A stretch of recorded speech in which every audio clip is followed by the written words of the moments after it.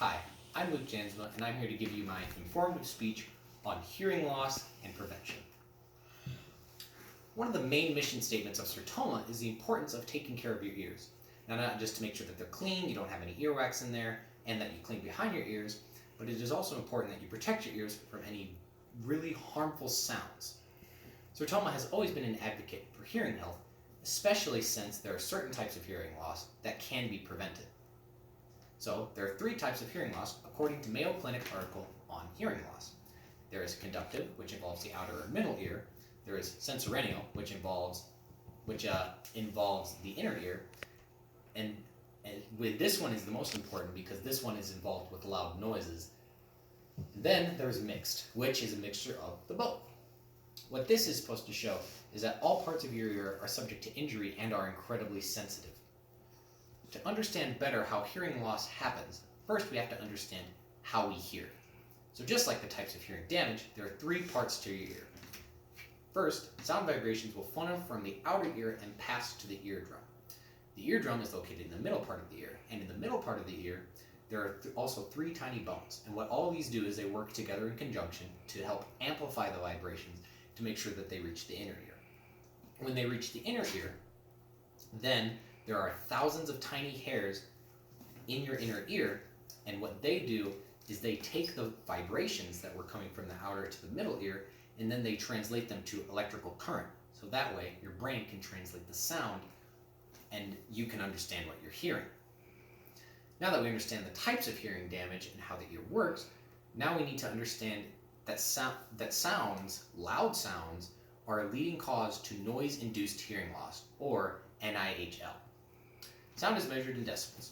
HearSmart.org's article, Decibels and Damage, talks about sounds that are less than 75 decibels don't really cause hearing loss even after extended listening. For context, 75 decibels is about how loud a dishwasher is. This comes from Mayo Clinic's article on hearing loss. However, 85 decibels is what the volume of a vacuum cleaner is, according to HearSmart.org. Decibels and damage can cause hearing loss, and any sound above 85 decibels can cause hearing loss. So the louder a sound is, the more decibels a sound is, the less time that you or any normal person can listen to that sound without ear protection. For example, an electric drill has a decibel reading at about 94. So any normal person could only listen to that for about an hour or so without ear protection, and this is still according to HearSmart.org's Decibels and Damage. Another form of hearing loss is physical damage to the ear. So say a sound is so loud that it just blows out your eardrum, or you have a stick or something just shoved into your ear and puncture your eardrum. And I know it sounds obvious that that's a form, but it still counts. This can cause damage by puncturing your eardrum and breaking the tiny little bones in the middle ear. This prevents the tiny bones from amplifying the sound passing through the middle part of the ear, and thus make it harder for the thousands of tiny hairs that are on your inner ear to get the vibrations to translate it to an electrical current, and that would make your brain a lot harder. It would make it a lot harder for your brain to translate that. How does one go about treating hearing loss? Unfortunately, there aren't many ways to treat it, and there are even fewer ways to cure it. The main treatment option would be hearing aids.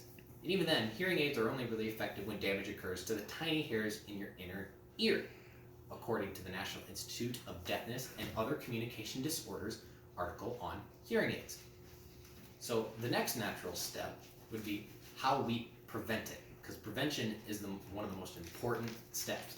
You won't need to have hearing aids if you can prevent yourself from getting hearing loss.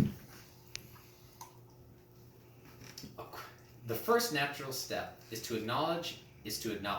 According to the Center of Disease Control and Prevention articles on hearing loss in children, is that the severity of hearing loss needs to be realized and that it is not something to ignore, even for adults. Because exposure to loud noises can cause pain and discomfort and maybe even give you tinnitus. What tinnitus is a constant ringing in your ear.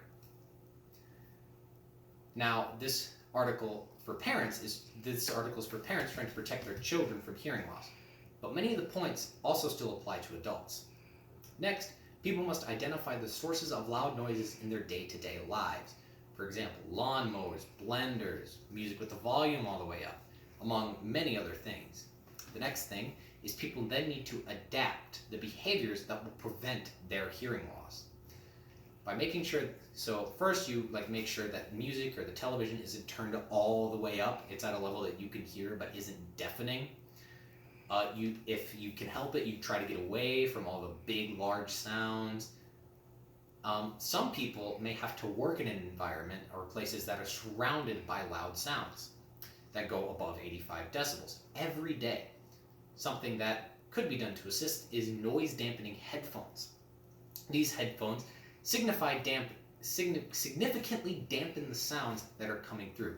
That could be potentially hazardous to your hearing. That way, people can be around the sounds for a longer duration of time, or it will cancel out the sound completely. In conclusion, hearing loss is a very real and serious issue afflicting people. It comes in many different types and can affect a different part of the ear in different ways. Causes of hearing loss can also come in different shapes and forms, be they internal, from loud noises, or external, from physical things. Unfortunately, there isn't any way to cure hearing loss, so the best thing to be done is prevention.